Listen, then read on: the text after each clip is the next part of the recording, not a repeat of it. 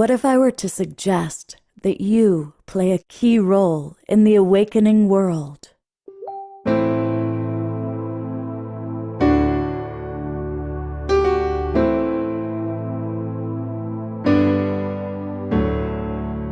And that you are watching this because you have heard the call.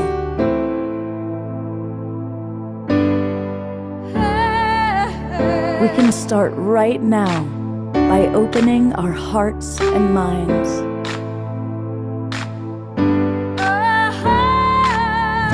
Welcome to the awakening world.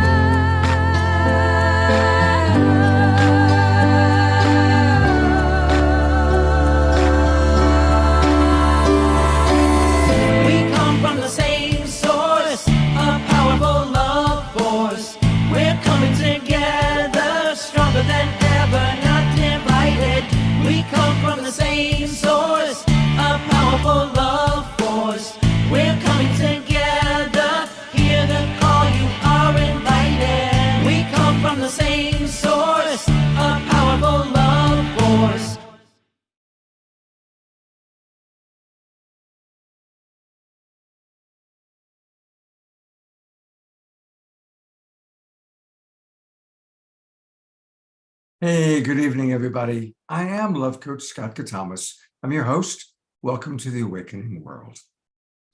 Spirituality, politics. You don't hear those put together very often, do you? More often you hear corruption. Just today, we had a United States congressman arrested on 13 counts, felony counts. So where does spirituality really play realistically in politics? Well, that's what we're going to be talking about tonight. And I'm really impressed with the people that are joining us. This actually started with a conversation with one of my oldest and dearest friends, Richard Green.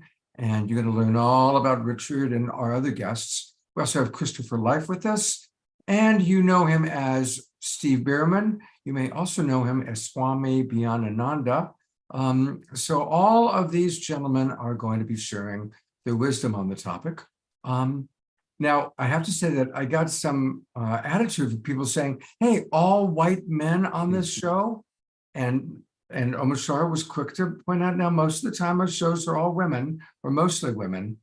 But I am going to play a pair of videos sent to us from Marianne Williamson. So we will get a little female connection, and hopefully Trish will be joining us soon. So I want to welcome all of you who are watching. And of course, it's great. I see that we've got a lot of our regulars in the Zoom room. Let us know where you are geographically. I see that we've got people from Ecuador, British Columbia, all over the United States. So let us know where you are. I also want to acknowledge those of you that are watching on our broadcast partners. We go out to well over 150 Facebook groups and pages via the Sign Network, S-I-N-E. Thank you, John and Summer Rimmer. And we also are now on Humanities Team. We are on Conscious Awakening Network, and a lot of YouTube channels. So wherever you're watching us, I want to invite you to come and join the Global Peace Tribe. It's really easy to do that. Just go to globalpeacetribe.com, globalpeacetribe.com, and that's where you'll learn all about who we are and what we do, and click register for the new season. That'll take you to our registration page. We do 3 or 4 shows every week, and they're all original. They're all featuring really incredible guests on important topics, like what we're seeing tonight. Can authentic spirituality mix with politics? Notice we're talking spirituality, not religion, which I certainly think gets in the way of true spirituality, but that's probably part of the dialogue, part of the conversation. On Saturday night of this week, we're going to be bringing a lot of the leaders from the Evolutionary Leaders Network onto the show and looking at what is your role in the Holo movement. The Holo movement, of course, is a very powerful and exciting movement that, as many of you know, I'm involved with. And we've got some incredible guests who are going to be joining us. And then on Sunday, Tools for Redignifying Love. What does that mean, to redignify love? Well, come and join us on Sunday, the Sacred Sunday show, for that. So the advantage to joining the Global Peace Tribe is that you'll get the links to our Zoom rooms and come in. You can directly interact with us.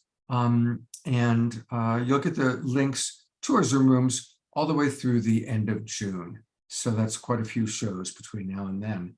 And that's where the dynamic dialogue happens, including tonight. We're going to want to hear from the people in our Zoom room.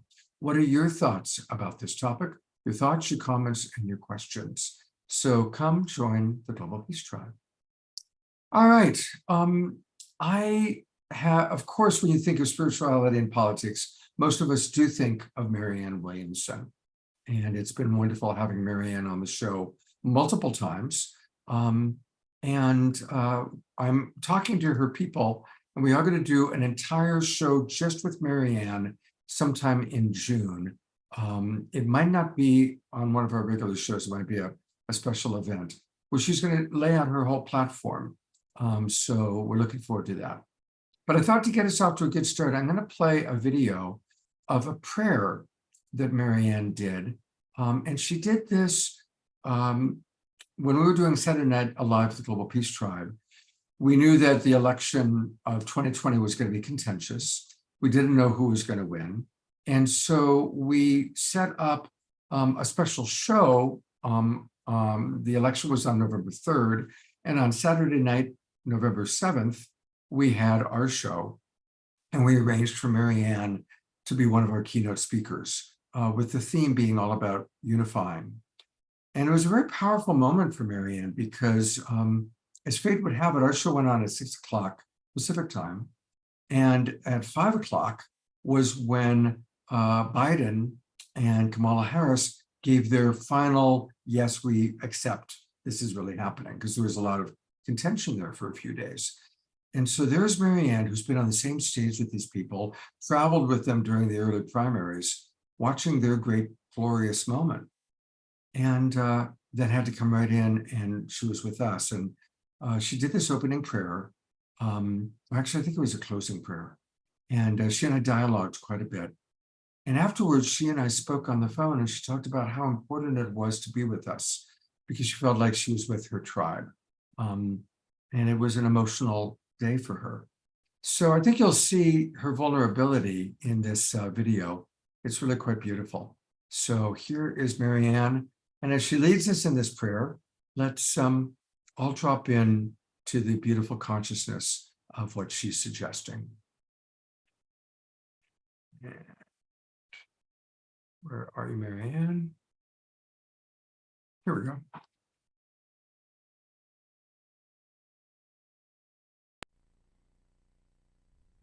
I'm so grateful that this is a place where I can actually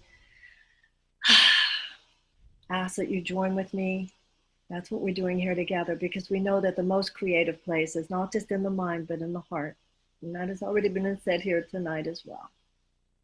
And so let's all take a deep breath and close our eyes. And see in the middle of our mind a little ball of golden light. And we watch this light as it expands and covers the entire inner vision of our mind. And into this golden light we step, standing in the presence and before the power of the great creator of all things. We atone in our hearts, not only on our own behalf, but on behalf of our nations and our world, for our lack of love. And in this moment, we are ready to begin again. And we pray for a great wave of forgiveness and purification to come upon all our minds and all our hearts. As we now gaze into a different and possible future, in which all are fed, all are nurtured, and all are loved. And we dedicate ourselves to that vision, to that possibility, to that reality. We pray to be used in our own ways assigned, that our hands, our feet, our steps, our actions, our thoughts, all that we have and all that we are might be used for a great rebirth. It is for this that we were born. It is for this and to this that we dedicate the rest of our lives. And so it is. Amen. Thank you so much. It was an honor to be with you. Thank you. Thank you so much, Marianne. Much love to you. God bless you. So many comments coming in. People just so inspired. Thank you. Thank you. Thank you very much.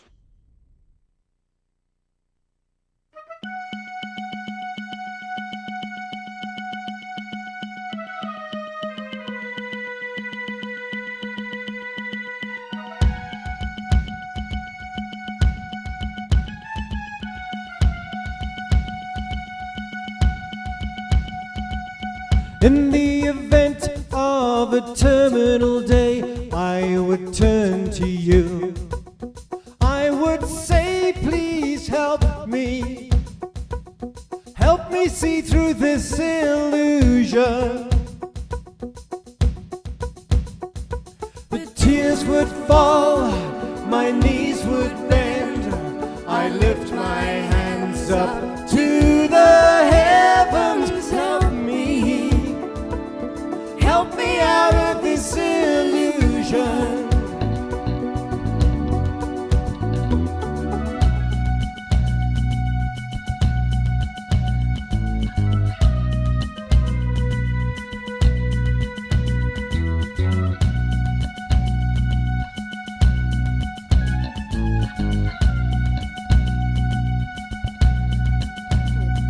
My trust is in you, my faith is strong.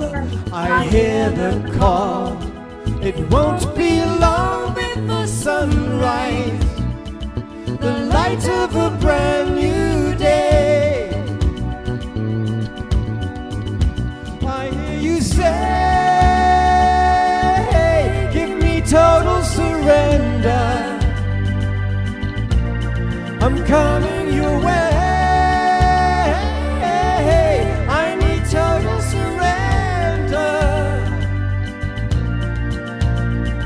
You came with me out of the mist, a violet glow, an amethyst of beauty, never seen on earth before.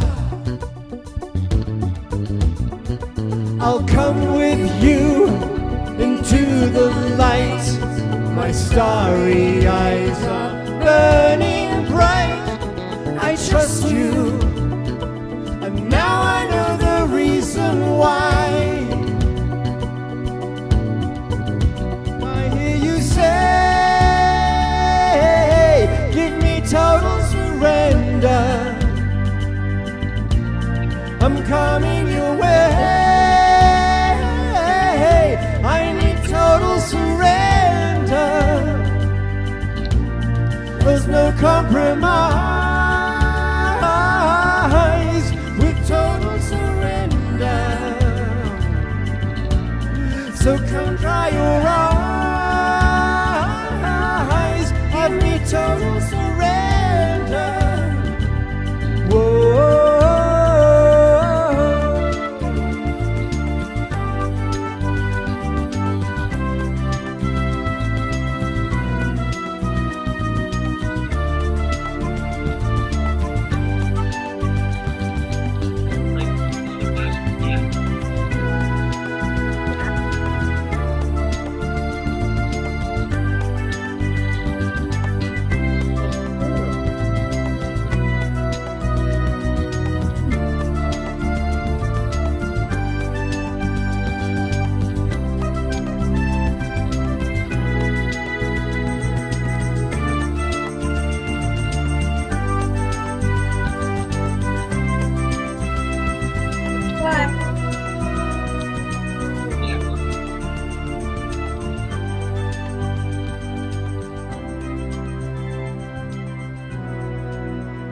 Look at his angel wings. I love it. I'm going to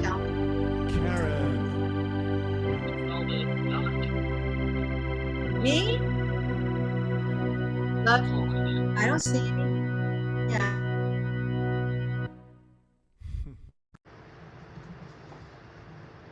Thank you there very much, Omashar. And a reminder, Very welcome. yourselves muted, please. We were hearing a little extra conversation from somebody in the background there. We Sorry. did. It was Karen. I'm gonna tell on her. Was it? If it was Karen, then we get a. But I managed to reach up in between chords and mute her. Oh my God. However, rewinding a bit, how beautiful and vulnerable from Marianne. Wow. Yeah. Right? Hey, Karen. How beautiful. What a setup. Beautiful. Yeah, thank you. Yeah, she was so vulnerable that night. Oh my You God. could feel it. Yeah, definitely. Well, speaking of beauty, Trish has joined us. Hello, Trish. Hi, Scott. I love you. You too. Now, where are you? You're in South Florida? I'm in Fort Lauderdale right now. I just finished a weekend retreat with a couple, and now I'm teaching at the ESTA Festival in Tampa this weekend. Oh, that's right. All right. They're very salacious classes. That's a different show. That's not the show tonight. I know we're talking about politics. And spirituality, is it possible? Do you think that spirituality and politics can come together? This idea that something can't be spiritual kind of boggles my mind. Like isn't it all spiritual, Scott? Well, there you go. That's definitely, it's all God experiencing itself. Absolutely.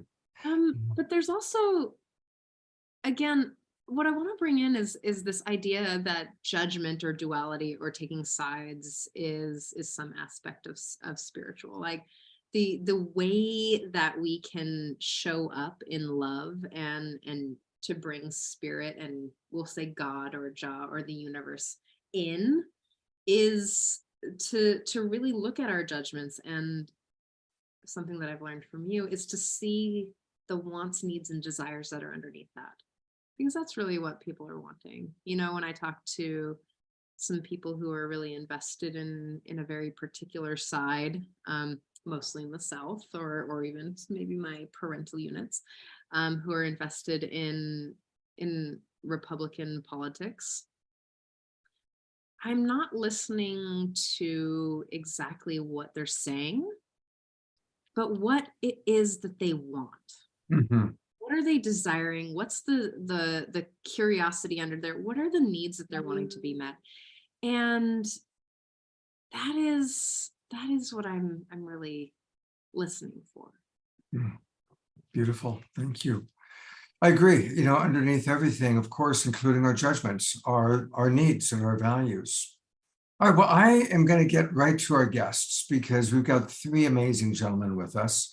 And the first one is one of my oldest friends. This is Richard Green. And Richard and I have been friends for decades. And this show actually came out of a conversation with Richard. He said, you got to do a show on politics. And so, well, if we're going to do a show on politics, we've got to give it an awakening world spin. And so how can we combine politics with spirituality? And Richard has a quote. He says that politics are the greatest tool on the planet for spiritual evolution. And this is a man, Richard Green, who has coached presidents, prime ministers, celebrities, countless CEOs and companies. He even was Princess Diana's coach before her untimely passage. He's traveled all over the world. He wrote a great book called Words That Shook the World. It's a classic. And he goes on and on and on. I'm going to put his full bio in the chat box, but let's go right to Richard. How do we combine authentic spirituality with politics? How do we do that?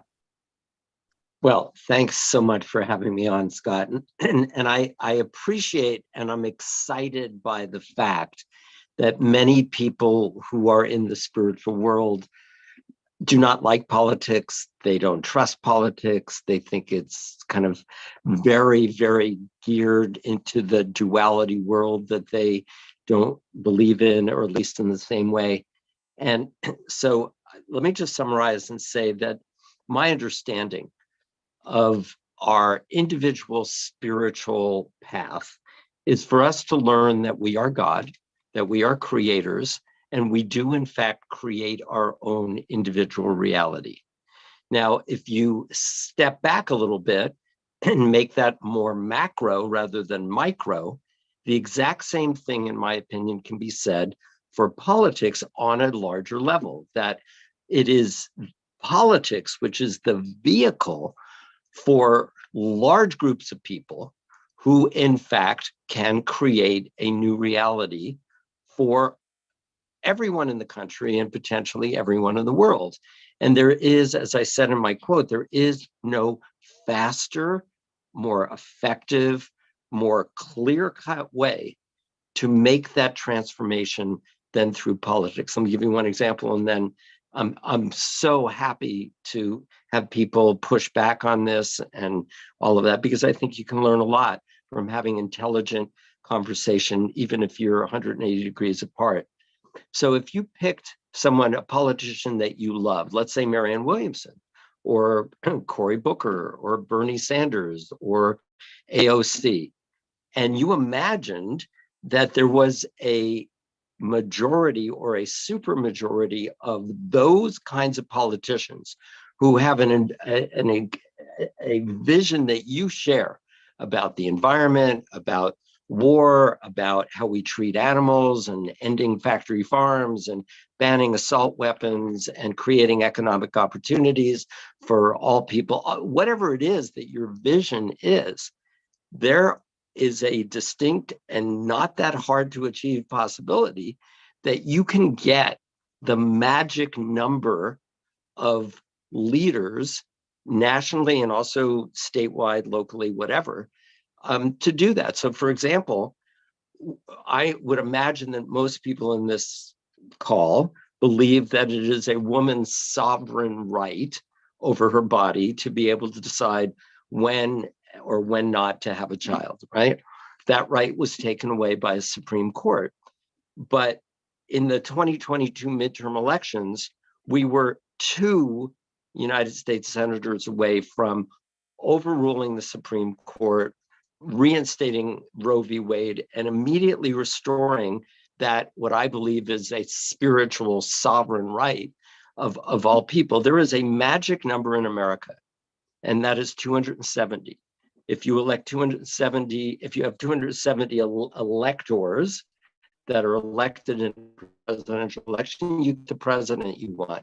If you have 218 people in the House of Representatives who want to restore women's reproductive rights, want to have renewable energy, want to ban assault weapons, want to defund the military, I mean, whatever you want, 218 and it passes the House, 51 and it passes the Senate, and then 1 person in the White House to sign it. So at any given moment in history in our democracy, and a democracy is a mathematical concept, we are somewhere between 0, 1, 2, 5, 20, whatever, people away from creating a macro reality that would absolutely excite, thrill, inspire every single one on this call. And I say we focus on that, not on the personalities of Donald Trump or George Santos or Joe Biden, whatever. Let's be transactional. Let's create the reality that we want for all of us. And politics is an almost instantaneous vehicle to do that. Wow. Well, that's a beautiful opening thought. Thank you so much, Richard. And of course, we're going to be hearing a lot from Richard, as well as our other guests. It's my pleasure to bring on our next guest. And you've seen him on many Global Peace Tribe shows before. But this is a chance for you to get to know the alter ego. Now, many of you know him as Swami. But today I asked Steve to be with us because Steve Behrman is actually an internationally known author and workshop leader, besides being a humorist. And he's been very involved in transpartisan understanding. In fact, he has a transpartisan podcast that we're going to learn all about today called Front and Center, from Political Battlefields to Cooperative Playing Fields. And he does that with his partner, Michael McCarthy. And we'll share with you more about that. And I know that Steve is a very, very smart guy. And so, Steve, I'm really eager to hear your perspective about the question of the day. Well, thank you very much for having me. I actually did major in political science, believe it or not.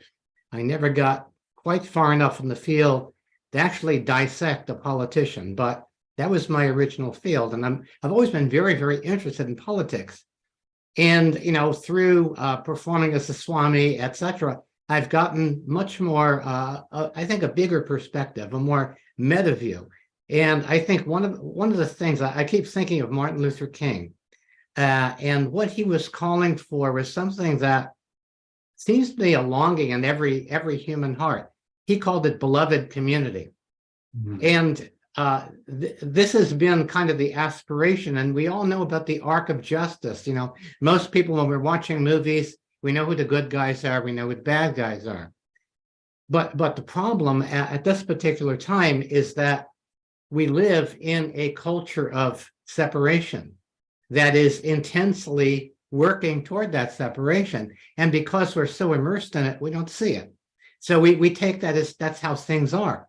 But if you look at the ways that institutions are being run and controlled at this time, I think that, and Christopher probably will have more to say about this, there's more than 50% of Americans who identify as being not a Democrat and not a Republican. They want to be independent. There's something about these two parties that have somehow engendered our distrust for many, many good reasons. And so I think right now the biggest issue in politics is the battlefield itself, is the fact that we've been divided into these two tribes, and yet probably we have 90% of us have the same values at heart. The same values may have different ways, different perspectives of looking at them. But I think that our political system intentionally polarizes us so that we don't actually come together as a group and go, you know what?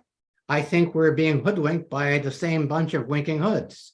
There's a moment that Gandhi had when he realized, it came to him that 30,000 British troops were ruling over 300 million people in India. And he went, what's wrong with this picture? How could that be? And that brings us to another Martin Luther King quote.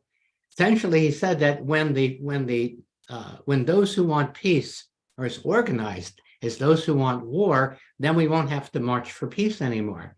And so I think what I'm getting to is that what's really required is coming together front and center above the battlefield, above the political battlefield, and recognizing the values that we have in common. And that instead of focusing on the identity issues that separate us, we want to focus on the identical issues that we all have to face.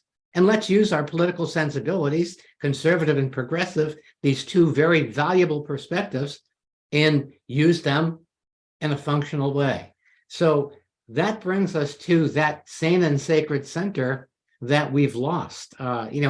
In losing religion as a center of our society, we kind of threw the baby Jesus out with the bathwater, so to speak. And so there is this ground of being, grounded in love, that most of us recognize, but in a certain sense, our mainstream culture that believes that only the material world matters is simply not acknowledging that. And so, the spirituality in politics is creating this culture of connection. Some wise man or woman once said that politics is downstream of culture. So what we want to do is use that inner peace that we've been cultivating and declare all out peace, let it out, and begin to practice that with the people that we see on a daily basis, and begin to live this culture of connection. And then that creates the field for the kinds of cooperative projects that people like Christopher are working on, bringing people together in functional collaboration. Well, thank you for that. And as you just mentioned, Christopher is our other guest. And I've known Christopher quite a while, kind of from a different reality, and it's great to have him with us. He is a bold, independent civic activist, and he's dedicated to supporting the rise of the United States independent sector as a revolutionary force for our country through his organization, which is called United Independence. He's hosting an independent national convention event series, which we'll learn all about, and the upcoming Independent Civic Steward Leadership in Action program that's happening in August. He's a powerful guy. He's one of those people who's always been deeply mission driven. And Christopher, it's really great to have you on the show. Welcome. Thank you, Scott, very much. Really appreciate the opening statements by our other guests as well. Certainly gives us a lot to chew on, a lot to build off of. I've had conversations like this, before, and I think that one of my favorite places to go with this conversation is to talk about the word politics itself. When you say the word politics, people so quickly kind of get this sense of all their connotations of the word, right? Manipulative, vying for power, deceitful, conniving, self-centered, greedy, these kinds of things. And so a lot of people have inadvertently kind of applied their connotations of the word onto the word itself. So when you say politics and spirituality, how can manipulation and vying for power and greed be synonymous with spirituality? But that's not actually what politics is. That's our connotations around politics for good reason. If we look at the word itself, then the word politics comes back to the Greek root polis, which is a reference to the place of the center where people would leave their own individual affairs to then come to be able to discuss the collective affairs and to be able to discuss their collective protection and the well-being of their livelihoods and the future that they want to create. And so at the heart of the word politics itself is this notion of coming together for collective stewardship. And so to me, politics is stewardship. And as I've kind of been on my own spiritual journey, all of us have been on our own spiritual journey that involves healing, that involves opening up my mind's eye, that involves expanding my perspective, that involves various different types of festival culture and plant-based medicines and all the journeys that can kind of lead to deeper philosophical understandings and perspectives and direct spiritual experiences and direct spiritual perspectives. The conclusion that I've come to is that all of that journey of opening the heart and healing the traumas and opening the mind and opening the throat and opening the will center and opening the crown and opening the root, that's going somewhere. And where I see all of that going is stewardship, that we're actually expanding our spiritual capacities so that we can steward better, so that we can actually leverage those spiritual capacities in the here and now, right? Because when the divine consciousness actually comes into form, that's the good stuff. That's what we're all excited about. That's the Corpus Christi, like coming into form in our tangible sense. And so when we can translate our spiritual notions into real material, tangible influence that actually improves the quality of life of ourselves and the people we share our world with, then that's when I see that our spirituality has actually done something meaningful and productive. And I agree with the points and sentiments that Richard is making, that our political systems and our governmental systems, at the core of it, like if we kind of break down all the connotations we have around government, at the essential core, government is the ability to collaborate at a massive scale, at the scale of 50,000 people in a city, at the scale of 30 million people at a state, at the scale of 300 million people. It's a context that enables for mass scale collaboration. And Barbara Marx Hubbard, as a personal mentor, I'm sure many people are familiar with her, and this notion of, we're all creators, and the future that we want is going to come about by all of us bringing our creative potentials and creative capacities together. And I do agree with Richard saying that government actually enables the potential of massive coordination so that we can actually be creators at a massive scale of tens of millions, hundreds of millions, and beyond. To judge that government and politics can't be profoundly, exquisitely, sacredly spiritual is to judge a 17-year-old that'll never be responsible, or to judge a caterpillar that'll never fly, right? Like there's a natural maturation process that happens in organic systems that brings things from one phase that's designed to be able to be what it is at the point, right? Because spirituality is accepting the perfection of reality as it is in a lot of regards. But just because how it is isn't indicative necessarily of what it's becoming and where it's going.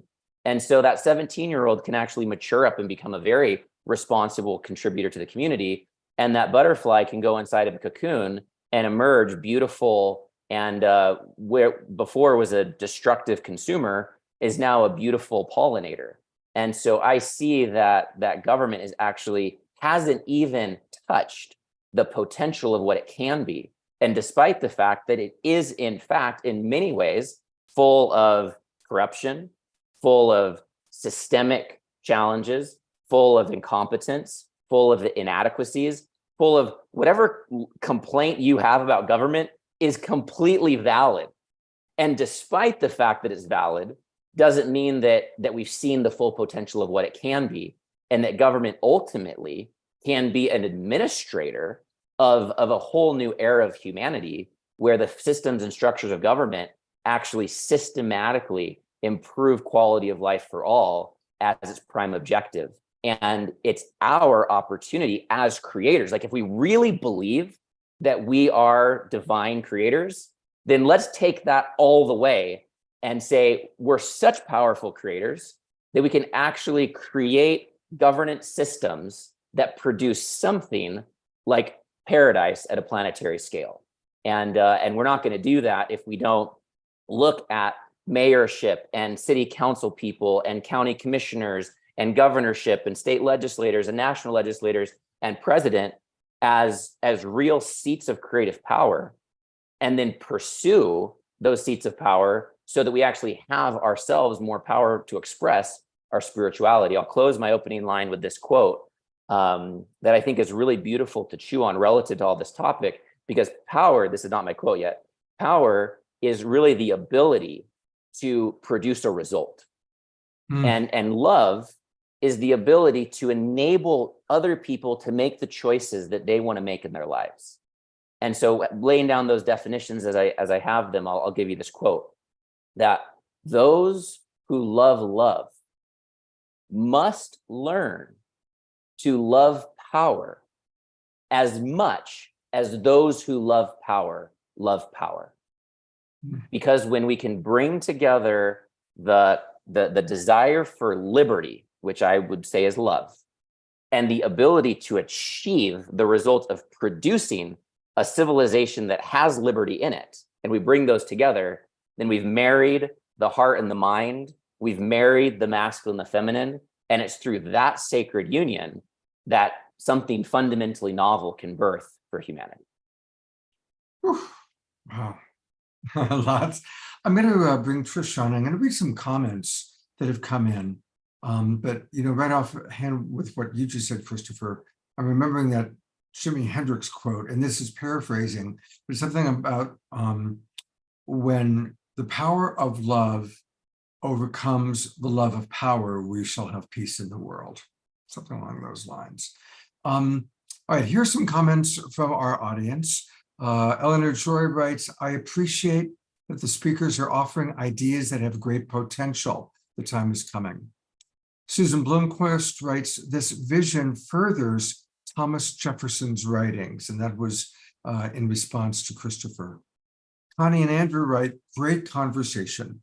We believe that it has to do with a shift in consciousness to higher frequencies, where the laws are expanded and we are in a cleansing process through the polarity being expressed now for bringing emergent realities. And the last comment that I'll read is from Sylvia. She says, I served as an election official several times, and then as an election peacekeeper, as a way to challenge the blatant takeover of the election process. At this point, I believe strongly we need a new way that, as I said above, focuses beyond humanity but on the planet and on her beings. And actually, I'm going to add one more. Davina Joy writes, one of my favorite quotes on the subject of this is, the best political, social, and spiritual work we can do is to withdraw the projection of our shadow onto others. And that's a quote from Jung. Trish, we have a lot to digest. What stands out for you? Has anyone read Emergent Strategy? I bet Christopher has. I haven't read it. Oh, you haven't? Oh, it's really a concept around creating strategies of politics and social change that are evolving. And the thing that I really appreciate that you said is really that there is this kind of corruption and those types of things there. Like, that's just what it is. It's an old system, an old way of being, an old way of thinking that hasn't really upgraded or hasn't really evolved from this archaic protectionism, right? And in politics, there's what I see, and this is just my opinion, what I see in politics is that there's people who are really wanting to create a world that works for people, that works in collaboration. And there's also this kind of old world thinking about how the world should or could have been. And then there's this place of the reality of managing large groups of people, like incredibly large groups of people.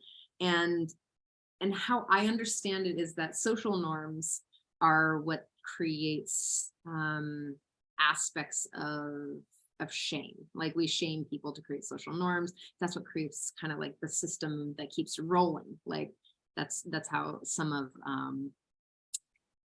well, let's say the capitalist democracy sort of rests on. So as it's breaking down, things feel a little shaky because we haven't evolved the system. Does this make sense? Yeah, totally. So go ahead, Trish, go ahead.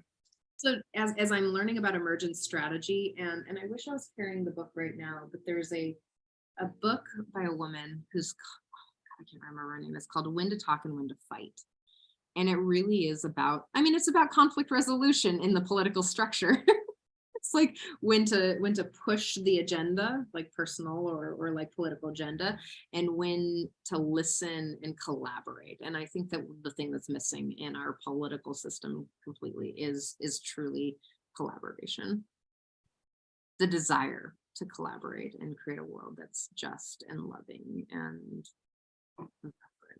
Yeah, you know, I'm currently listening to Barack Obama's audiobook that he wrote, and he narrates A Promised Land. And just the fact that once he was elected, the Republicans, and I'm not making a political statement, I'm just talking about the lack of collaboration. The Republicans had only one agenda, and that was to stop him from accomplishing anything. And his incredible just frustration over that, and his efforts to try and reach across the table, to try and include a lot of Republicans he put on his cabinet, and ultimately Mitch McConnell just was able to get all of the Republicans to just do everything they could to stop him. And it was it's extraordinary that is the system. I mean, it is so incredibly dysfunctional. So I'm just curious if anybody has. It looks like Richard Green has a comment on that. You're muted, Richard. Here's what people need to know. And Barack Obama had it completely right. Had Barack Obama not been blocked by Mitch McConnell and the Republicans, we would all have single-payer health care. We would have resolved the immigration crisis. Dreamers would have had a path to citizenship. We would have done much, much more on the environment. Assault weapons would once again be banned, and on and on and on and on. So the critical thing to understand, and I know this sounds very non-spiritual, but there's something I think very beautifully and importantly spiritual about being accurate. And I've followed politics ever since I was 16. I was a intern to a congressman. I've run for Congress. I've hosted, 3 years of radio shows where I interviewed senators and Congress, all of that. The bottom line is that one party, the Republican Party, and I'm not casting judgment, I'm just describing what is true. Their guiding principle is, there's something spiritual about being accurate. Okay, thank you for picking that up, Trish. Their guiding principle is they do not believe in quote unquote big government. They do not believe in socialism. They believe in kind of pull yourself up by your own bootstraps. You got to work for it. We shouldn't be socialistic. We shouldn't be giving money to people, even to help them buy insulin, or even to help them pay for childcare, or even to help them pay their rent or buy food during COVID, a national emergency. So that's fine. I'm a Democrat in terms of I believe in democracy. And if the majority of the country wants that, then awesome. But what has happened, which has so irritated and discouraged so many people, maybe even people on this call, is this bullshit game playing obstructionism. Because the truth is, and I'm going to say this, and it's going to be a very provocative statement, but I've literally asked the former chairman of the Republican Party, the National Republican Party. I said, Michael Steele, Michael is a dear friend of mine. Can you name one thing that the current Republican Party proposes, what they want, what they're pursuing, what they're trying to get past, that a significant majority of the American people want? Just name one thing. He couldn't do it. So we have one party that doesn't believe in government as an answer to people's problems or challenges, and another party that does. That is the core of why Mitch McConnell obstructed Barack Obama and why we have so much division. So to correct what you said, Scott, it's not the system that's a problem. It's that we haven't gotten out enough, especially young people, spiritual people, people of color, who have more high frequency values to actually elect enough people to overcome that obstruction. All right.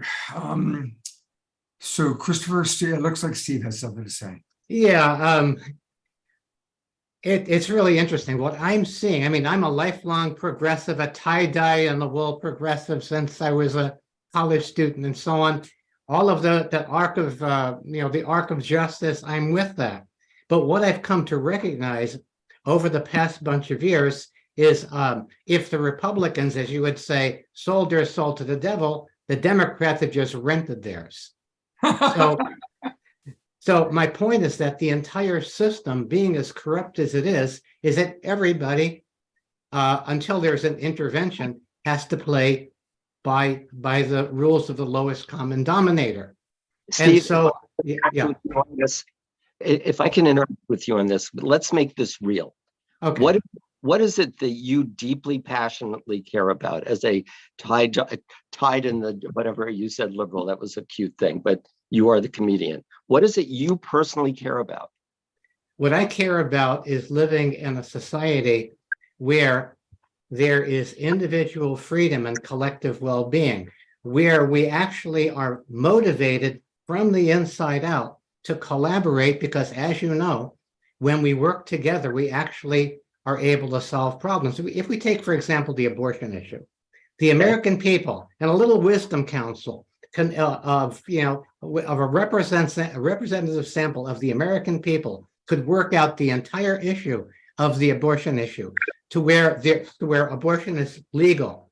Most people want that. But the problem is that the two political parties are holding on to these narratives, and people are fighting one narrative against the other. And when people hear, I'm not a Republican, but I have friends who are, and if they heard what you said, they go, well, that's not accurate. I don't really believe that. I mean, but the point is that what we think the other side is a projection and a caricature to a certain extent.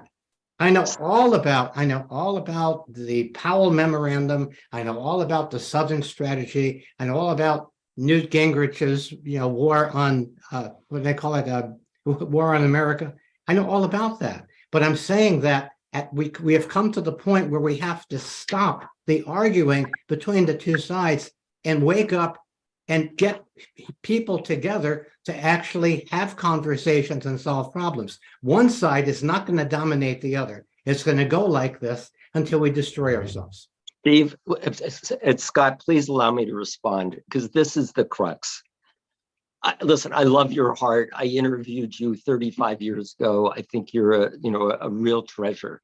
But what you're saying is actually not accurate. It's just not. And for example, you picked the abortion issue. I have in front of me, I spend so much time looking through the congressional record and seeing how parties vote. Virtually every Democrat in the entire United States Congress has worked as hard as they could to get a particular piece of legislation passed, which passed the House of Representatives twice. It's called the Women's Health Protection Act.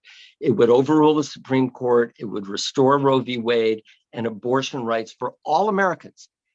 218 Democrats voted yes for that in the House. Only 2 Republicans voted yes, 208 voted no. It's not a question of fighting. They simply don't believe what the American people believes and wants. So how do you fix that? The Democrats are doing all they can. It's not that they've leased or rented their soul to the devil. They're doing everything that the American people want as a majority, and the Republicans are blocking it. So the answer, I believe, is you just need to elect more people that actually were not being gaslit by the Democrats. Okay, so I've come in for a moment because one solution might be what Christopher's promoting, which is, again, if I understand it, transcending Republicans versus Democrats and harnessing independence. So, Christopher, I'm segueing to you on this conversation. Well, sure. I mean, I want to stay in the trajectory of the inquiry of this show, which is the correlation between authentic spirituality and politics. We didn't come into the show to be able to assess the moral distinctions between Republicans and Democrats and who's representing the will of the people. That's an important conversation, not necessarily the purpose of the show. I think that, but I think what we can draw from some of that last exchange is some of the principles that emerge through different spiritual lineages. The principle of being an observer, right? Not like being in the ego with points that have to be made and feeling a sense of kind of like egoic fragility that needs to defend itself, but actually, to keep the space open and to be in inquiry. And I think that one of my mentors, Daniel Schmachtenberger, who I know is a friend of yours as well, Scott, he talks a lot about the integration of diverse perspectives, right? So as one of the most spiritual things that we can actually do, because to be able to integrate 2 different perspectives requires first and foremost that you can set your perspective to the side, which is one of the single most spiritual things I think a person can do. And then from that vantage point, you can actually listen and integrate other perspectives. And then always, almost always, essentially, I'll say essentially always, when listening to 2 different perspectives, there's some synergy, some way that actually it's not a war between points, but it's what matters to me, what matters to you, what's the most salient, authentically true thing that person's saying, that I'm saying, and how can I actually put them together to evolve my perspective and generate a fundamentally new insight in this moment. And I think that the political leadership of the future that's going to kind of like create a certain type of magnetism is when people can actually see a political leader who can see 2 different perspectives and be the best synthesizer in the room to say, wow, when I hear that and I hear what matters to you, then it generated a new insight that I want to share with everybody. Does that feel like that helps to reconcile the paradox between that argument? And the people that are going to be able to do that effectively, I think are going to we're going to start optimizing for that type of the quality of consciousness. And so I want to invite that concept at a spiritual level that one of the ways that we overcome the spiritual malnutrition that I think so many people experience in American politics, which is generated by a polarization, industrial complex that's just designed and engineered to be able to produce polarizing narratives and just kind of hit the same notes on the keyboard over and over and over again that are fundamentally dissonant, that lead us to believe for certain that there's a good side and a bad side. And if we only, fight on the good side and overcome the people on the bad side, then we'll win. Well, that dynamic is the same story that plays itself out in every relationship fight, Scott, and you know it, right? In the moment of an argument, I'm right, you're wrong. If I just assert to you more that I'm righter than you right now, then you'll cower to my rightness, and then I can feel better for a moment, right? So these dynamics play themselves out at all scales of human relating over the course of all time. So if we know that, then we have a fundamental premise of, at least, let's not unconsciously perpetuate these unspiritual dynamics of human behavior while we are exploring and discussing the spiritual future and potential of politics. And so that's kind of like what I would just leave as a muse, is that politics becomes spiritual when we are coming from a place of integrating diverse perspectives to produce fundamentally novel, synthesized insights in real time, and doing that at all scales, from individuals to communities to a nation and to a global community. And that's our journey, to learn how to do that actually, and what cultural protocols are required, what technological cultural protocols are required. And then if we're inspired by that, then it becomes very important to practice that as much as we can in all the contexts that we have, even when we feel so emphatic about something. That's the real moment in time to be able to say, how can I pick a piece of what you're saying and integrate it as something beautiful that's actually additive to my perspectives. So, Christopher, the truth is, I was excited about getting on this call for the exact opposite reason of what you are. So perhaps we need to practice some of this spiritual coming together. Let's do it right now. Well, for example, in theory, I love what you say, but what's a spiritual reality that I want to create is to not have my fellow American citizens go to an outlet mall in Texas and literally have their face shot off. That doesn't feel terribly spiritual or ideal in my way of looking at the world.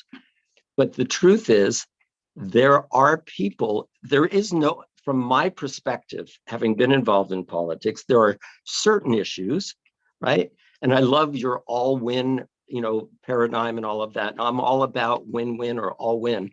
But it's really clear that there is a very large percentage of Americans who would rather die than give up their AR-15s. And there's a very large percentage of Americans who legitimately, honestly, in their heart of hearts, believe that aborting a 7-week-old fetus is murder, and that the person who did the abortion and the woman who had the abortion belong in jail. So at some point, I think that the spiritual path is to honor the will of the country, the will of the people. And the will of the people on those two things is very, very clear, which is where people want to ban assault weapons and they want women to have the freedom of choice over their body. But that will never, ever happen unless more people vote to have their spiritual vision, their idea of what America could look like or the world could look like, implemented. I want to turn over to Trish for a moment. And I love how spicy this conversation is. Things that I want to share.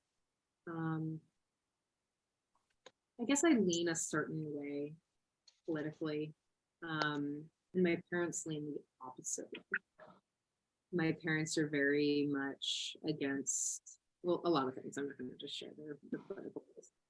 And I'll tell a story a little bit about, I was dating a man who had refugee status from Ukraine many years ago.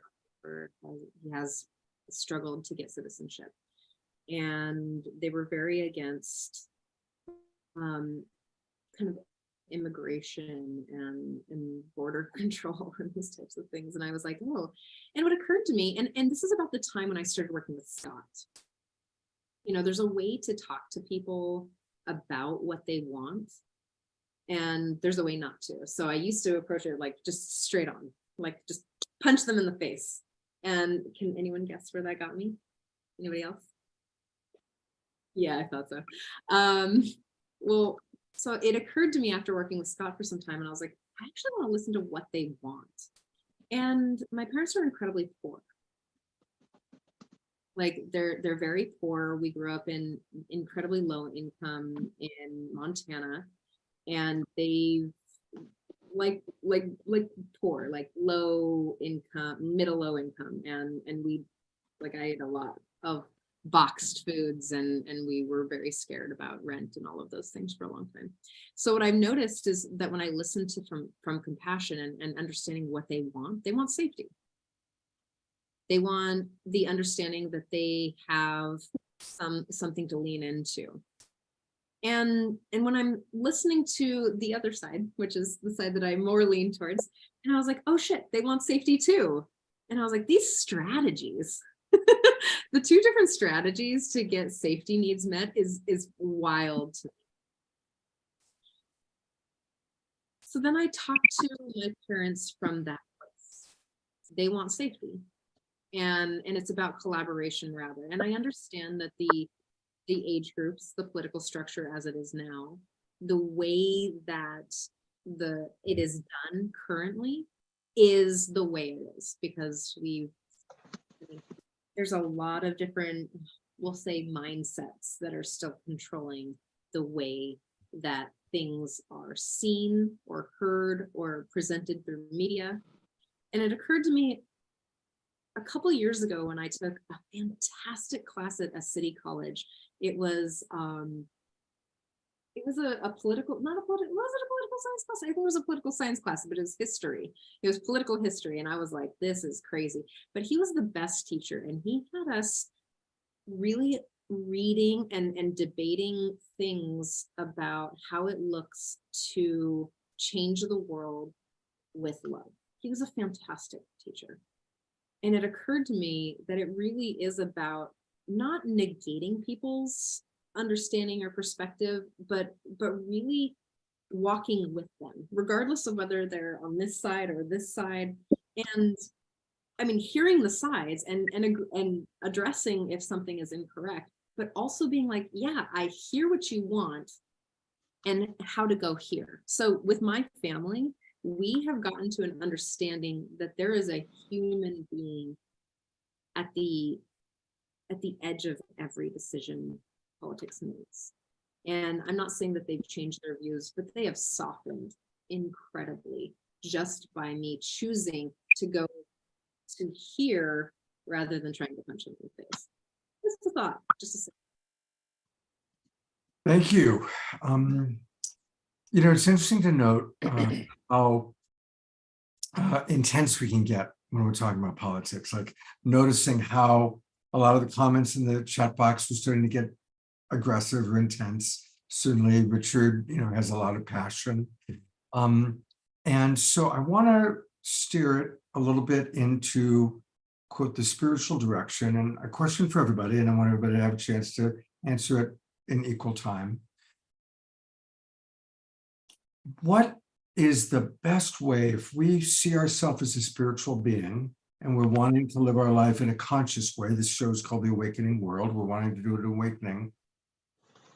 What's the value of getting involved in local politics? You know, there always is so much focus on national politics, but what about local politics? Or what about not politics itself, but social activism, right? Is that an especially effective way to do it? And so I just would love for each of you to offer, okay, as a spiritual being, as somebody dedicated to consciousness and awakening, what is a specific pathway that you have actually done? It could be social activism or local politics that has been of value, that has been worth your time and energy. And I'll bring up all of you and see, I want all of you to answer it, but anybody want to tackle it first? I think that choosing to move into political office of some kind is incredibly important, especially for spiritual beings. Like, how else are we going to make the change that we want to see in the world if we don't put our bodies and our presence there? So whether that's through actively running for office or actively choosing to play the political game, lobbying. I mean, unfortunately, that's the reality of what our political system looks like now. I mean, and to choose to step into roles and organizations and activism, loving activism that makes change. Even just changing things for one person changes a lot of things. Teaching children. That's all. Beautiful. I'll jump in here for a second. Yeah. So, any particular spiritual vow of service, like the Bodhisattva vow or other spiritual vows that people might take along their way, ultimately need to translate into tangible, practical form. And I think one of the things that Richard and I very much agree upon is that, it's not about meditating for love and peace and then not caring about how a municipal budget is spent, or not caring about how certain policies affect people in a particular area and limit their choices or enable their choices. And so, I think ultimately local politics is a phenomenal context for people to get involved with and touch into, to translate their desire for service into something practical and functional. I do agree also, Scott, that there's a myriad of different wonderful nonprofits that serve humanity and social issues in wonderful ways. There's also self-driven community service that people can activate themselves. And so there's a whole kind of scale and range of how people can translate their desire for all beings to be free, their desire for a lack of suffering, into some kind of tangible expression of that. And a term that I've kind of coined is this term, an independent civic steward. And this is an archetype of somebody who is not waiting for permission, is not necessarily following somebody else's game plan, but is trusting themselves and is stepping forward to take action to create a particular type of value. And an independent civic steward could create their own nonprofit, could become an activist or an organizer with an existing nonprofit, could run for office or support somebody who they believe in to run for office, could get involved with local policies issues or state or national legislative issues. And so I think that we are putting our values and morals into action is itself inherently spiritual. And just to kind of plug our upcoming program, our program is actually called Independent Civic Stewards. And so it's the perfect front door for anybody who's asking the question of, how do I get involved? How can I serve? How can I get involved with politics? How can I get involved with community service? And so that program's coming online, and Scott, you're welcome to share a link here or share a link in the future.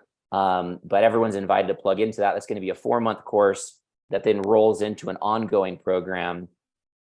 This is our event, actually. That's our launch event for Independent Civic Stewards. And so you can go to it. It's our LA event on August 12th through 13th. You can put in your phone number right here and opt in, and then you'll get all of our updates about our upcoming course and our upcoming events and other types of content. So thanks, Scott, for bringing that up. You can drop the link in.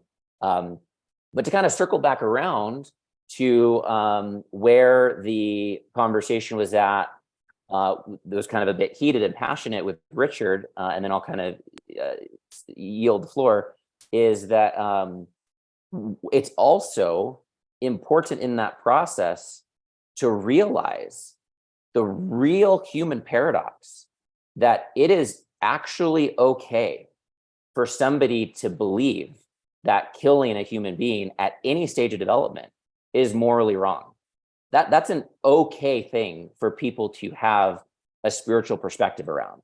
It's also an okay thing to be afraid that in yielding arms, individuals become more susceptible to an authoritarian militarized government that ultimately the people have no capacity to be able to resist. And that is actually also a completely spiritually appropriate and tolerable perspective. And so I think it's just very important that we don't subtly undermine or explicitly undermine how people actually have arrived at their policy positions through a morality and a spirituality that's inherently real for them based upon their entire lived experience. And so now how I take that topic and then tie this whole share together is, so as we are getting involved with local politics, I would say one of the single most critical things that your local politics needs is people who aren't taking sides as their fundamental premise of political leadership. Is people that aren't saying, this is morally right, this is morally wrong, here's why I'm right about this, here's why the people that think this way are bad or wrong or evil, and here's how we need to defeat them and make sure we prop up the people that see this perspective the way that we do.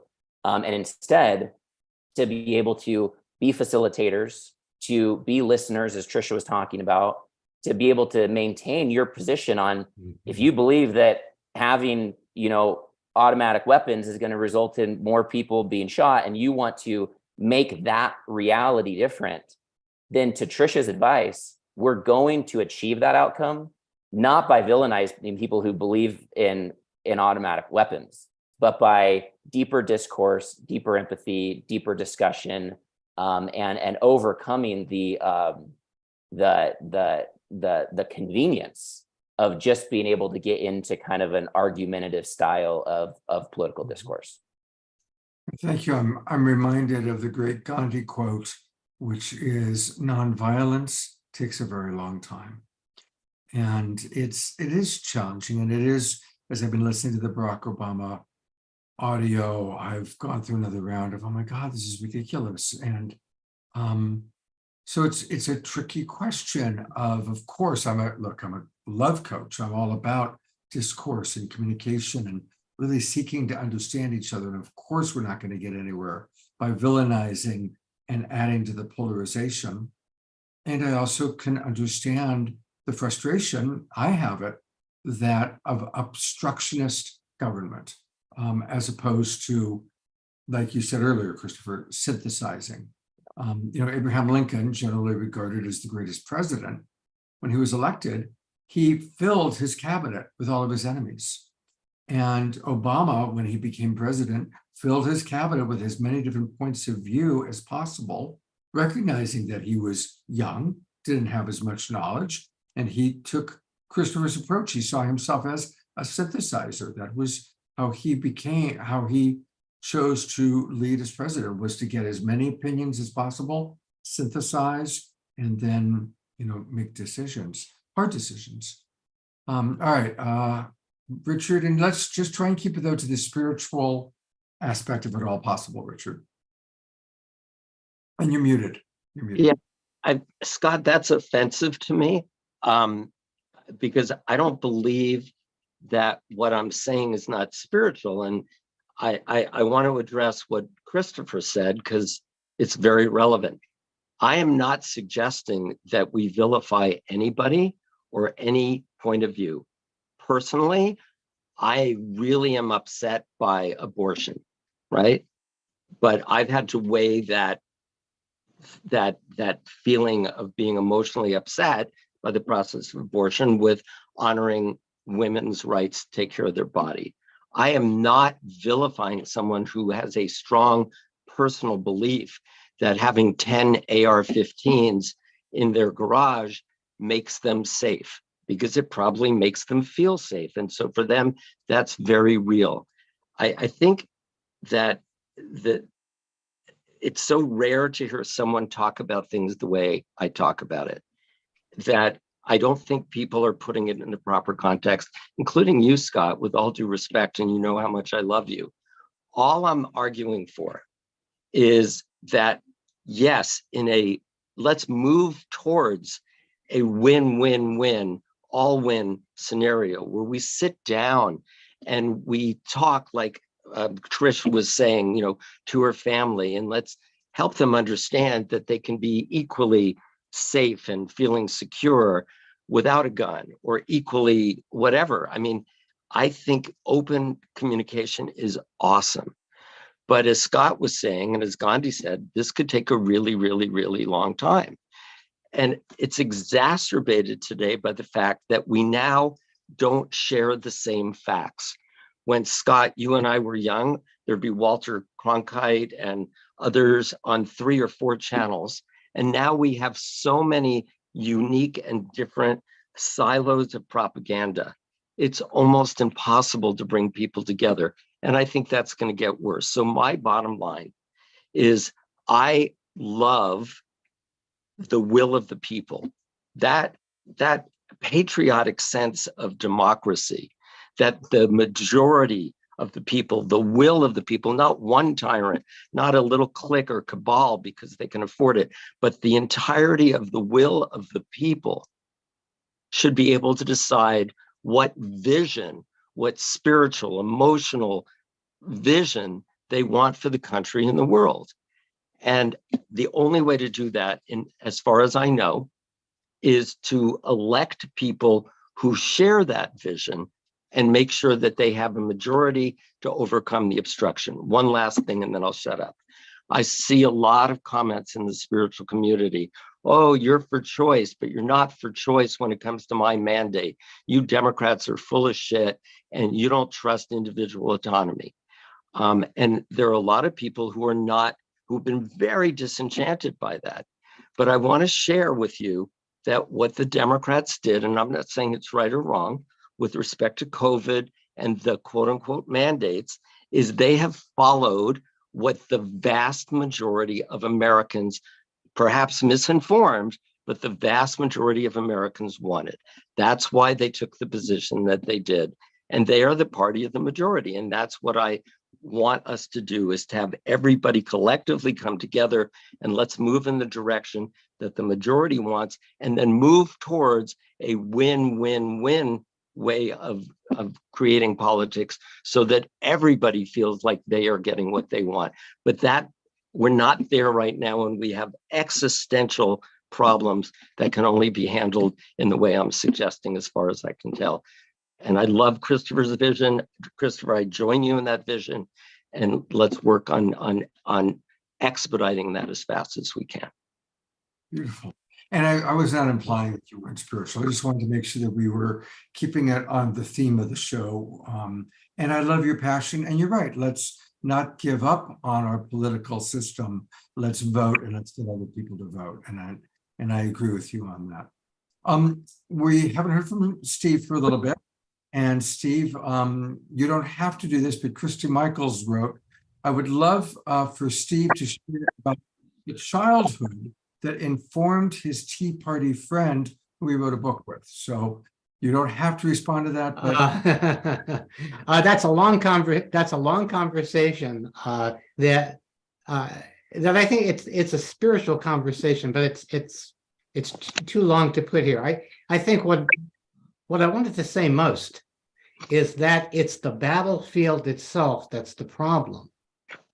That's where, people, what do people really believe? They believe often what they're told by the narratives that they buy. And the narratives are sold through fear, they're sold through polarization and so on. And so what people believe may or may not be true, may or may not be accurate. It may very much be the narrative that they're being fed. So the idea of what would it be like to come together above and beyond the political narrative. And I did have a political mentor, as Christy mentioned, Joseph McCormick, grew up in a very, very, very conservative home. He was Army Ranger, Christian Coalition, et cetera, and after being defeated in a political election, he kind of had a dark night, and he went to on retreat in a cabin in Virginia, and he got adopted by a band of hippies. And through this dialogue that emerged, he decided that his work was to reunite America. And he began to see that people from all sides had the same aspirations, but the divisions that were being programmed by that being intensified. I'm an equal opportunity masochist. I get the Democrats, I get the Republicans, I get them all. And they're all basically saying the same thing. Did you see what those bastards did? Send us $3. And so that's the level of the political discourse. And I'm astounded at how people that I consider intelligent get somehow get manipulated by these fear-based, polarizing, blame, accusation, virtue signaling, all of these kinds of things that are clearly political manipulation. So I think that the spiritual aspect is to cultivate a space that's enough of a open space, enough of a loving space, so that people can begin to come together and rehumanize each other. Groups like Living Room Conversations, Braver Angels. The first step is to come together and actually be able to listen and be curious about the other person. Years ago, Trudy and I were buying a car, and it was right after I wrote Spontaneous Evolution, and the loan officer, the guy that was going to approve our loan, he asked what I did, and I told him I wrote a book called Spontaneous Evolution. And he said, oh, well, I've accepted the Lord Jesus Christ as my savior. I don't believe in evolution. Well, we had to be with this guy a whole afternoon. I'm thinking it's going to be a very long afternoon. So I asked him, how did you come to your faith? And he told a story about being a Vietnam veteran, severe PTSD, alcoholic for years and years and years, literally a gutter drunk. And he had this vision of Jesus reaching his hand out. And he took Jesus's hand, and that gave him his life back. It gave him his life back. And I'm listening, and Trudy's listening. And at the end of this, he starts sobbing, and he hugs us, and he says, "You're the first people who've ever listened to my story." Wow.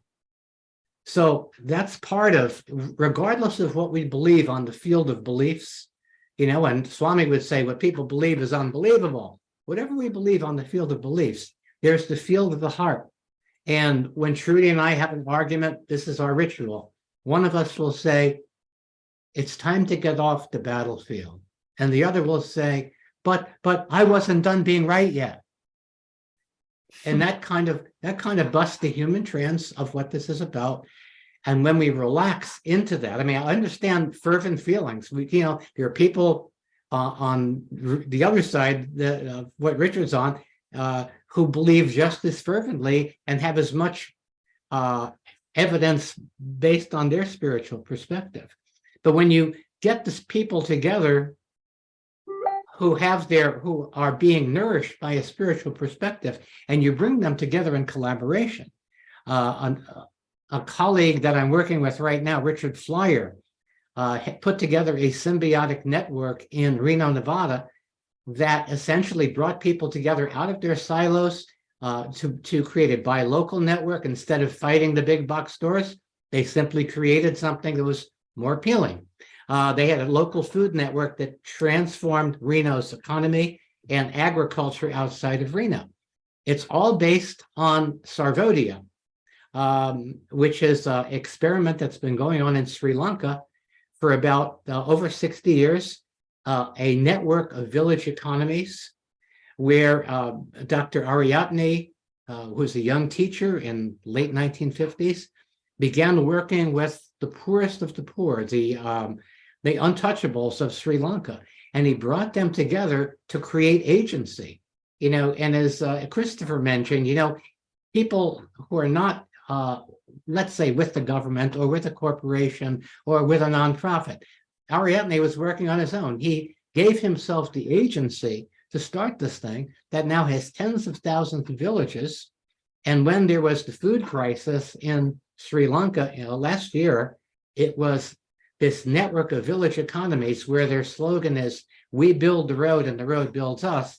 That's what managed to feed all the people. They had people bring all of their food to the local early childhood centers, and they fed everybody from the youngest on up.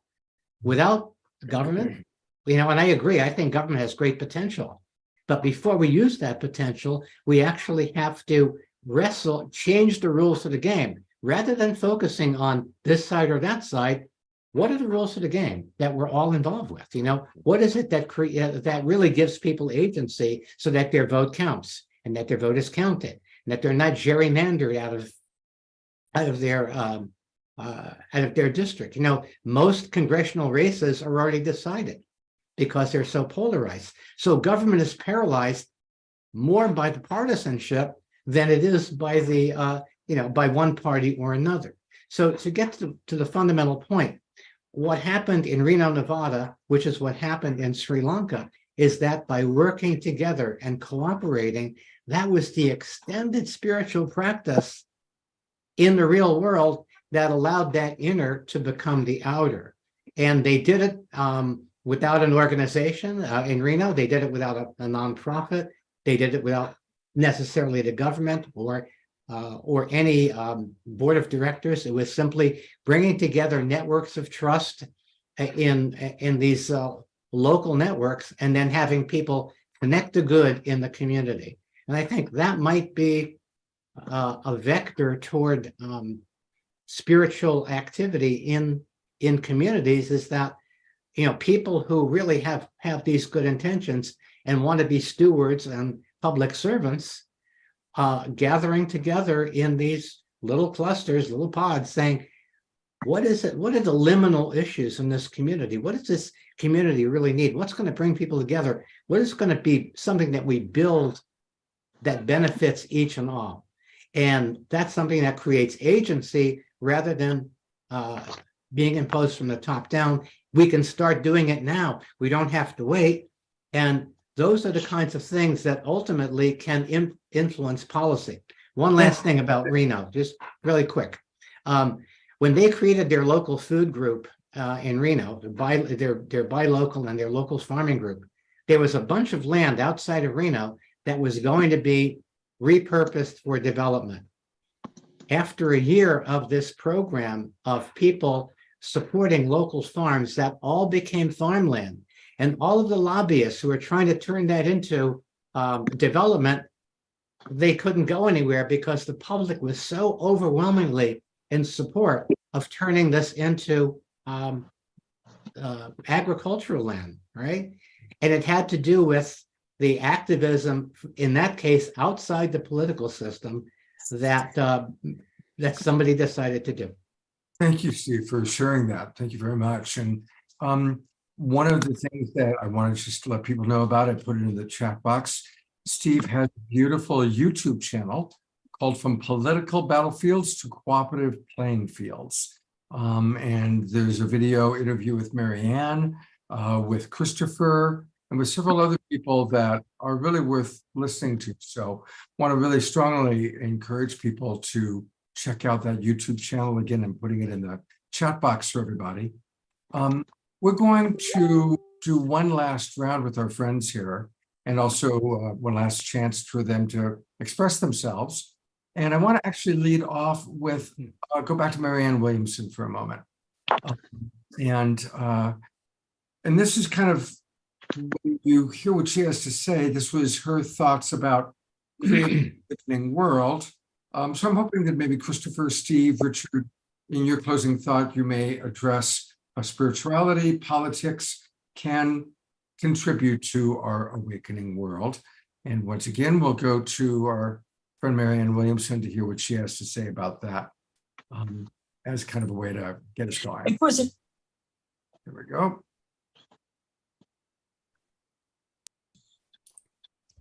A Course in Miracles tells us that the world is a dream.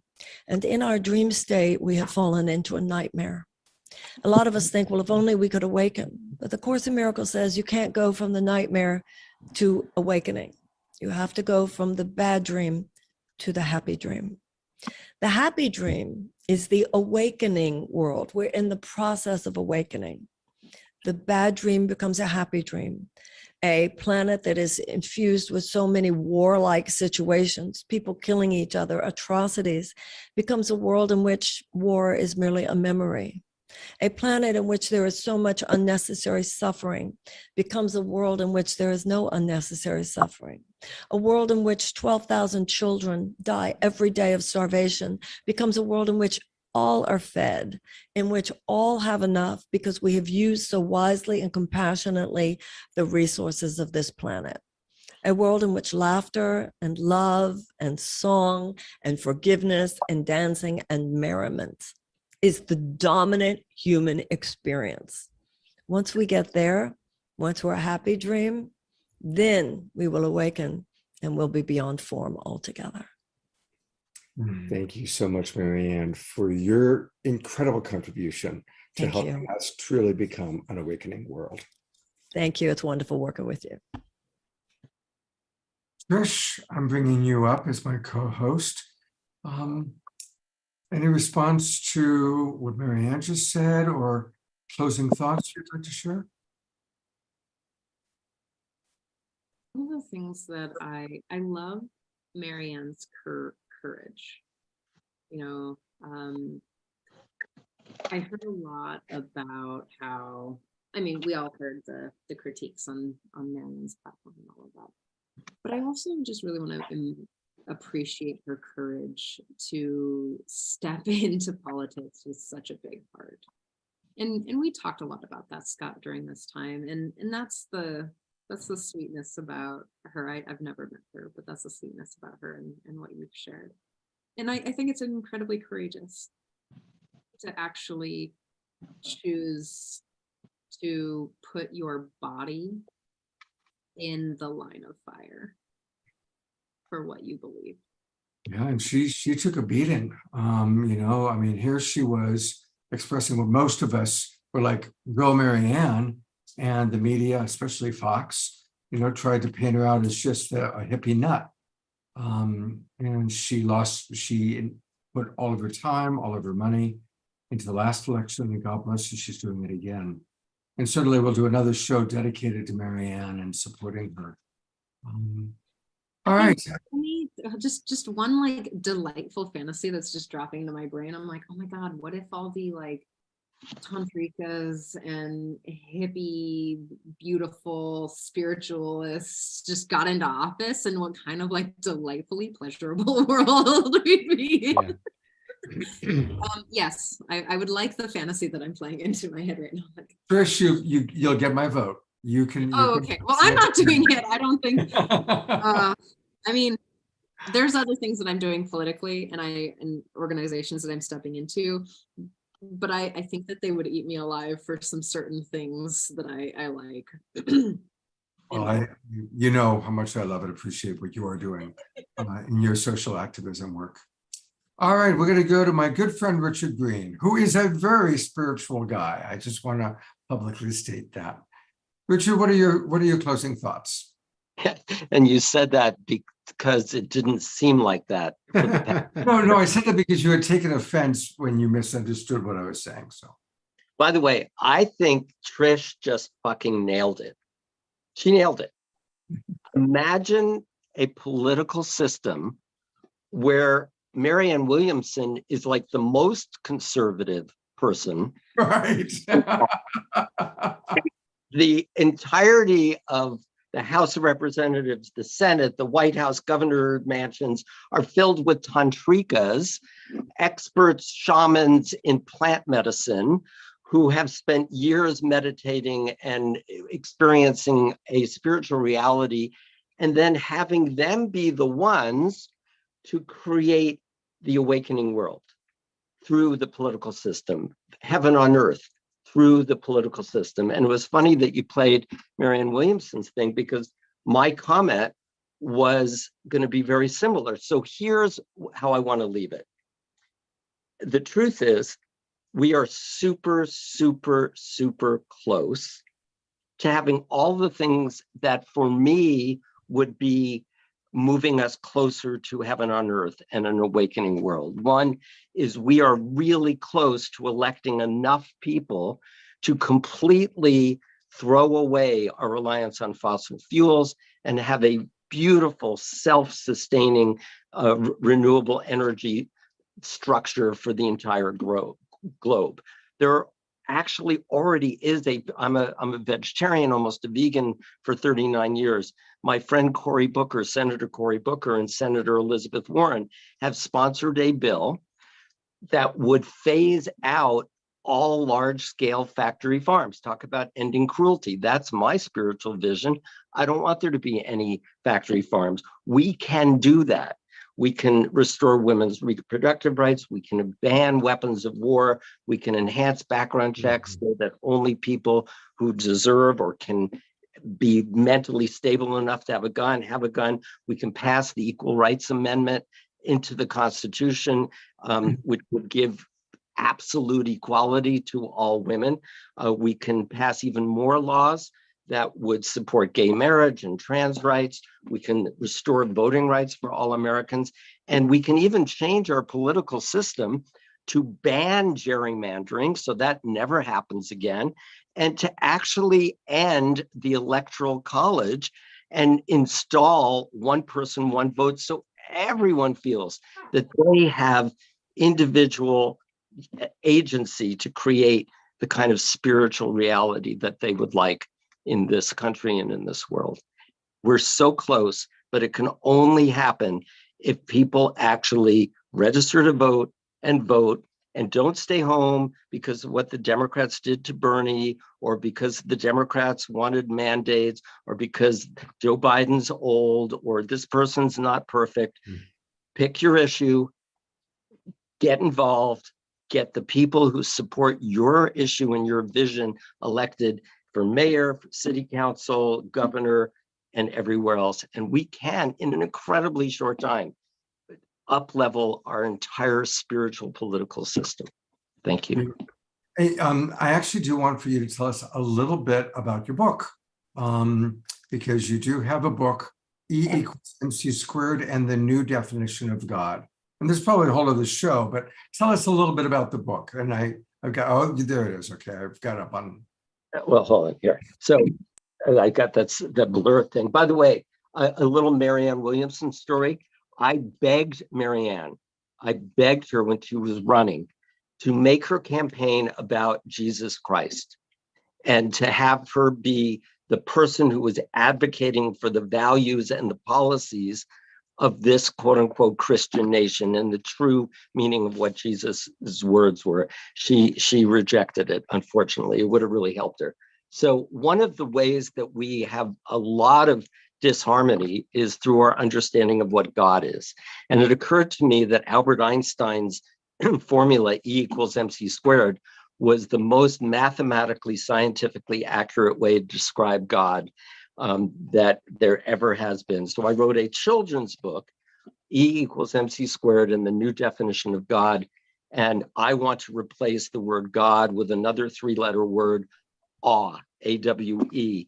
And this book is all about how E equals MC squared helps us understand the awesome, unimaginably magical power of God in a very, very scientific way. And it's for kids and also adults. And it's on Amazon. Fabulous. All right, everybody. I put it in the chat box. Pick it up. All right, we're going to go to Steve for your final thoughts. Steve, go ahead. Okay, yeah, thank you for acknowledging Marianne and acknowledging Jesus. You know, I don't know how many people know this, but the inspiration for Gandhi's work, or a key inspiration, was reading Sermon on the Mount. So in a certain regard, what he was doing was, in a way, bringing forth, in his way, that kingdom of heaven. And I think that the way that we bring that forth is not through the political polarization way that we've learned how to operate, but through bringing people together above and beyond that, who have that vision in their hearts. You know, I can think of many conservatives, Republicans, or whatever, who have that same vision, who want to see factory farms eliminated, There's plenty of people. So there's issues that transcend the divide. So we can work together on those issues that transcend the divide and begin to build conversations for possibility and curiosity with one another. The other thing I think is a spiritual trait that we can bring to the conversation is creating enough love in the space to metabolize these shadow pieces that we have to confront. I mean, I'm looking back almost 60 years now to the Kennedy assassination, and the if you want to call it PTSD, if you want to call it the reverberating trauma from that event, that's really fed so much distortion and dysfunction. I think we need a healing conversation. Maybe Marianne is the one to bring that kind of conversation to the fore, a healing conversation where the people of this country listen to one another and we trust ourselves. Like Richard was saying, the people should be trusted to rule, and we should be trusted to actually discover the whole truth together rather than buying either the red Kool-Aid or the blue Kool-Aid. Thank you so much for sharing that. And yeah, I have actually seen, I was 8 years old when Kennedy was killed, but it was such an incredible archetypal event, and it has shaped, I think, a lot of our, as we, have come to, most of us believe it was not Oswald acting alone, but, something more nefarious. And yeah, there was a big trauma around that. And then a few years later, his brother getting assassinated, Martin Luther King being assassinated. The 60s had so much hope and promise, and it was almost like all of our favorite people were murdered. And it was, there is a lot of trauma around that, Steve. I want to just let people know a little bit about Join the Upwising. So tell us a little bit about this. I put the link into the chat box, but tell us about how people can join and what happens when they join. Yeah, this is a practice that my friend Elaine Park put together and is done various places around the world, where people begin to focus on these 12 habits that are based on the Golden Rule. And as we begin to focus and practice on these on a monthly basis, we actually find that we've changed how we see the world, and we change how we interact with other people. So as Bruce Lipton and I said in Spontaneous Evolution, heaven is not a destination, it's a practice. So this is one way that, being in the world, we can practice this kingdom of heaven, this beloved community, whatever we want, this great vision, that the happy dream that Marianne was talking about. We can actually have agency and do this every day in our lives. Yeah. No, thank you. And we're going to hear from Christopher. We're going to have an Omashar song. And there's a rumor that we might close with a Swami visit. Do you think Swami might be available? I think he might be. Yeah, he's not too far away. His higher plane has landed. I love it. All right, Christopher, I have so enjoyed having you on the show, and I'm eager to hear what your final thoughts are. Thanks, Scott. And thanks everyone for your shares as guests and for all the comments and the thread. It's really been lovely to be in this dialogue. Just kind of feeling like we're hanging out as friends this evening, getting to know each other and talking about things that really matter to us. Some of my closing thoughts here are, I think that there's something fundamentally spiritually significant about efficacy, about actually achieving impact in the world, about not just philosophizing, but actually bringing that all the way into form. I think that's what kind of the creative process is all about. And there's an interesting principle that I want to share that most people I don't think have thought about before, but I think it's worth kind of taking a moment with, which is that there's an ideal discourse that would happen in any society. And I'm not saying that this is happening in our society. There's a distorted version of this ideal. But the ideal discourse would be an ongoing dialectic, where on one side is representing what we know has worked, and the other side is representing what's possible. Because just the what's possible is an ungrounded thought process that, like, all the tantrikas get into office that don't actually have the background knowledge of what's made the world work thus far is actually going to, unfortunately, fall short of the ideal. And we're going to realize that, oh, all tantrikas in office isn't actually the thing. And so when we have this conservative, progressive, left, right side, what we want to be looking for is who's educated and qualified to represent from the side of the conversation of what we know has worked well, and who's representing in a qualified way what is possible, and what's the dialogue between those two agents, and where they can agree is going to be the highest efficiency and the highest probability towards real efficacy and real meaningful outcome in the world. And so I want to kind of bring that together as a closing spiritual concept. And the other thing I want to mention is this notion of independence itself, because we have 35%, then 40%, then 45%, then last year up to 50% in Gallup polls identified as an independent, right? And what's really happening here with this is that people are realizing, I'm sick of being manipulated, actually. And that they're saying, not only is my identity a political independent and not a Democrat or Republican, but I want to think for myself. I don't want someone to tell me what I should think about something. I want to act for myself. I don't want someone to tell me how to act. And I'm sick of being controlled, whether it was my parents or my religion or the media or the political party. I am now wanting to be independent. And that itself is also a profoundly spiritual concept, because that's also implying that someone's more ready to know themselves. Know thyself is one of the first kind of laws of spirituality. And so this, I want to kind of paint the picture that this movement of independence in our country is really a spiritual movement of people that are wanting to become resilient against manipulation. And it's so easy to be caught in the manipulation process of the left-right polarized dynamic that that people are in the crossfires that long enough until they pop out of that system.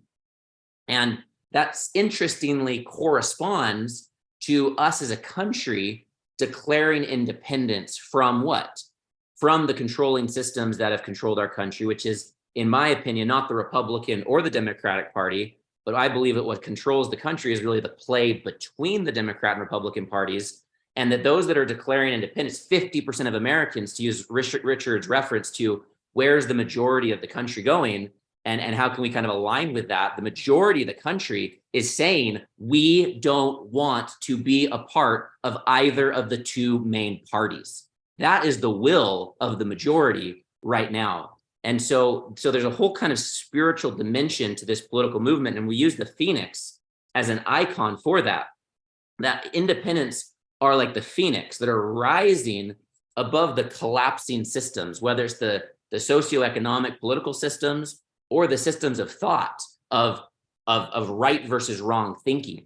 And that independents are actually rising above that kind of mental construct into a whole new paradigm. And so, we just convened the second Independent National Convention, which is a national convention of hundreds of organizations in the independent sector.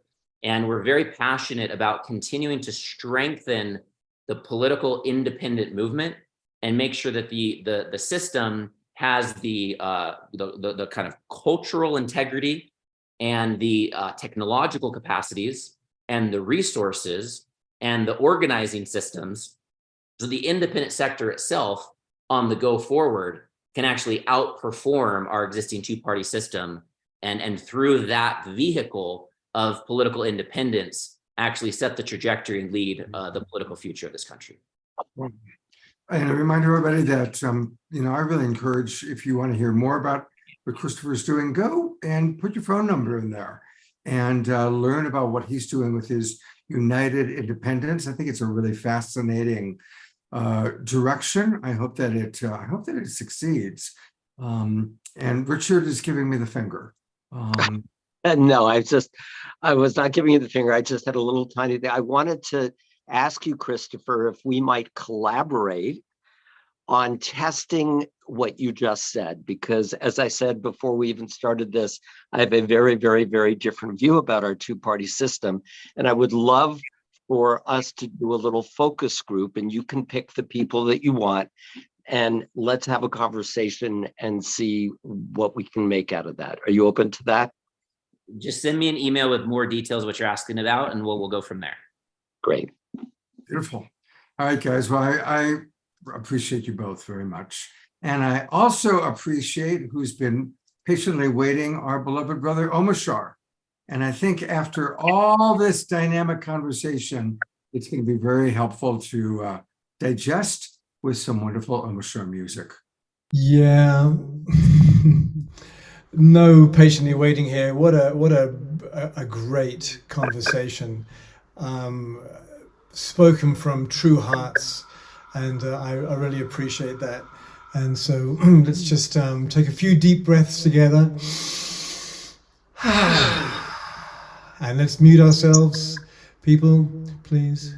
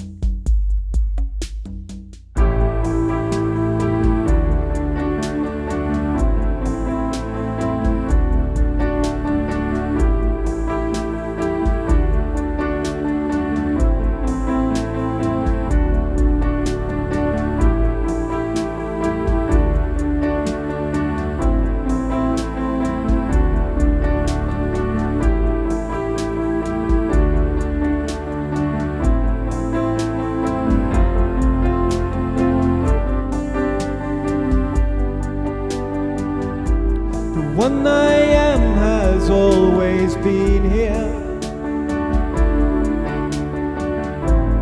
whispering songs of life and love.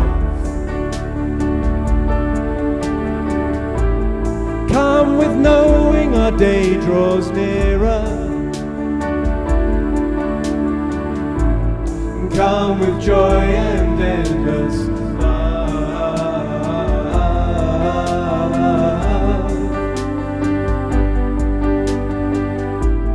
Sacred dancing breathes our heart song, and silent yearning keeps alive. A union blessed before beginning, and preordained beyond all time.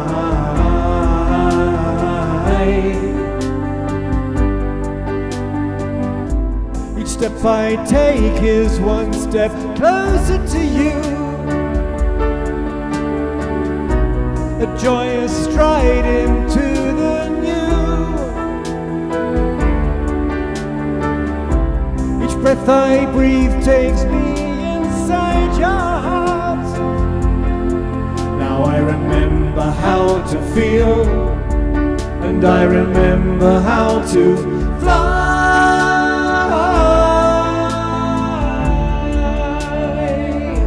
The one I am, fly. I am that I am, open to our sacred merger, shedding tears of divine bliss. And every movement tells a story, and nothing could compare with this.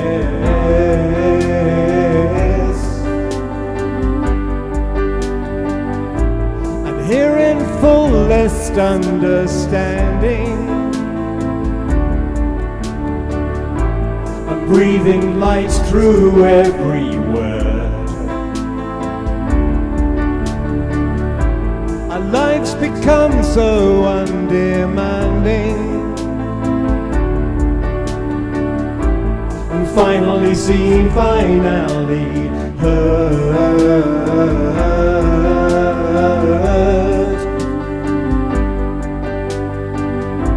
Each step I take is one step closer to you.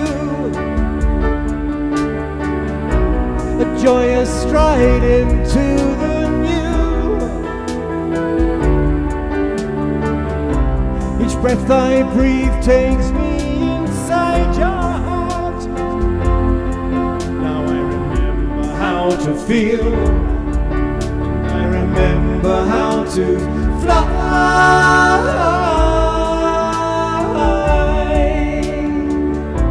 The one I am, fly. I am that I am. The one I am. I am that I am. The one I am. I am that I am.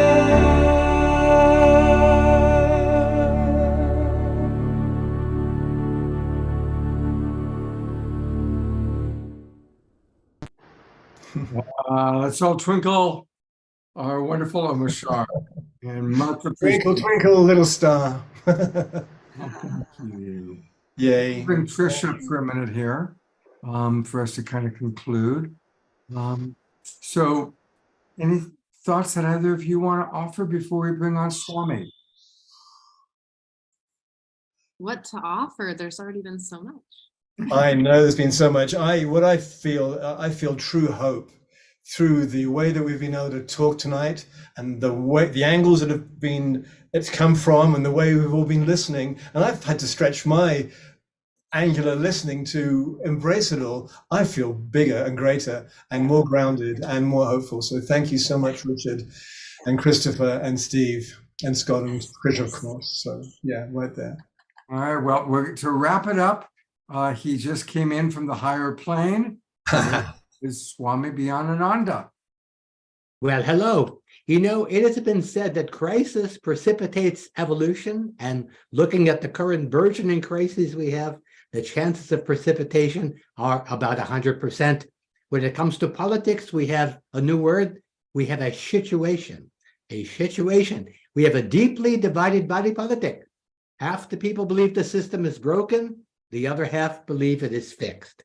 And we've been divided into two tribes, red tribe Republicans, blue tribe Democrats, arguing about whether it is worse to kill the born or the unborn. Meanwhile, the Commonwealth has been stolen by a very small percentage of the uncommonly wealthy, and the bill has been sent to the not yet born. So what do? We need to do what the native peoples of this country used to do. We need to bring red tribe and blue tribe together to sit in sacred circle and talk until they're purple in the face.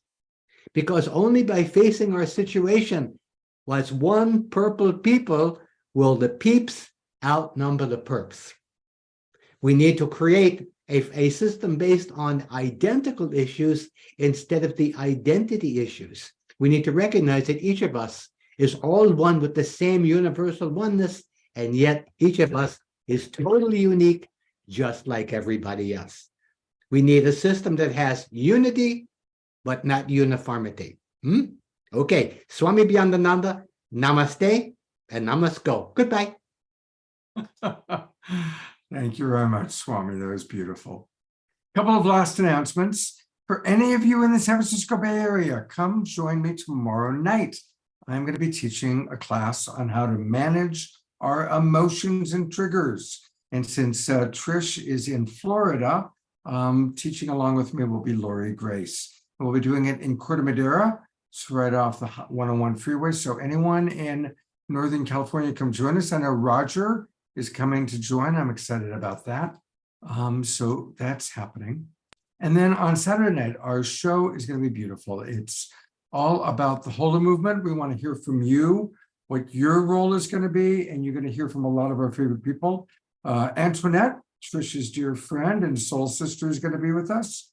Claire and Mark Dubois, who are a beautiful couple and amazing environmentalists. Zenka Caro, we all love Zenka. And some friends that you haven't met before. Ramamani, Professor Alexander Schiffer, and Dr. Anna Lowe's Smitsman, all from Europe. And my co-host will be Deborah Moldau. And we will have music with Antoinette and Omashar. So join us on Saturday night. And then finally, the last show of the week, our Sacred Sunday show, is going to be kind of a fun combination. There's this amazing guy named Airy in the Air. He was referred to me by Daniel Schmachtenberger, who we spoke of earlier today. And he is just an outrageous guy.